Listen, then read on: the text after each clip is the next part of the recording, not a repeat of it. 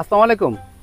ওয়ালাইকুম আসসালাম। ভাই ভালো আছেন? ভাই ভালো আছেন ভাই? আলহামদুলিল্লাহ। এই যে গাছটা আপনারা দেখতে পাচ্ছেন, যে গাছটা হচ্ছে আপনার গাছগুলো এই যে ডালটা ভেঙে যাচ্ছে, এইটা কি রোগ কি জানেন? না।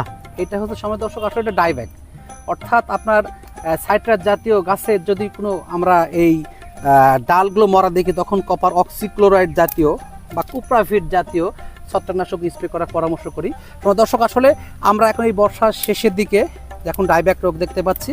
এই ডাইব্যাক রোগের জন্য আমরা কপার অক্সিক্লোরাইড জাতীয় ছত্রাকনাশক আছে, আপনার আছে কপার ব্লু আছে, সানভিট আছে, হেমক্সি আছে, 1 লিটারে 4 গ্রাম, অর্থাৎ 16 লিটার 64 গ্রাম, 100 গ্রামের 1.5 ঢোপ হবে। কথা বুঝতে পেরেছেন তো?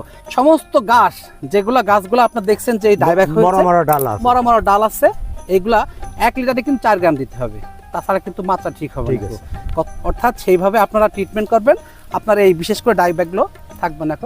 ধন্যবাদ। আসসালামু আলাইকুম। ওয়ালাইকুম আসসালাম।